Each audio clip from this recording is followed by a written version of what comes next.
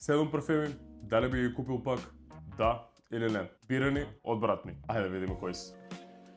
Јак старт, најхајпуваниот мирис за годинава, не само летен. Уште пред летово се хајпуваше за мирисов, имаше муабети.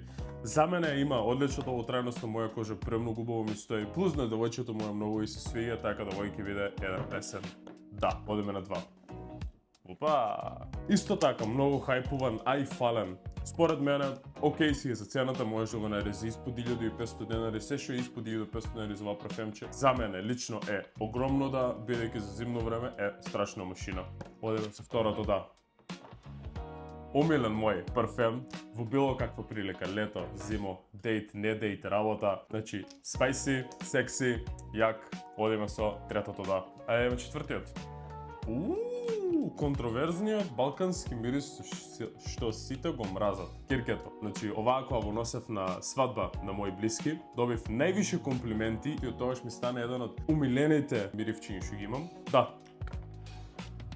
Најлесното не у мојот живот. Премногу јак дизајн, значи Gimme Gourmand се една од поинтересните линии на Латафа, але не се мој тип воопште. Првото не за денеска. Одиме на број 6.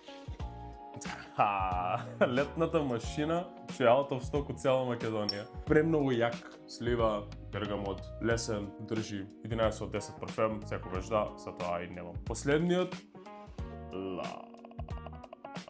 Латафа Хамра Уаха. Најхајпуваниот релиз за летово од Камра, па и мислам од сите арапски парфемчиња. Добив многу комплименти за парфемов. Не беше лош. Реално, еве колку време го имам, еве колку е потрошено, не го користам многу, така да овој денеска, само ради видеото и тоа што почнаа многу да го користат, ќе оди во не категоријата за мене. Пишите ми во коментар како би ја смениле категоријава, кој ви е омилен од вие. Се гледаме во следното.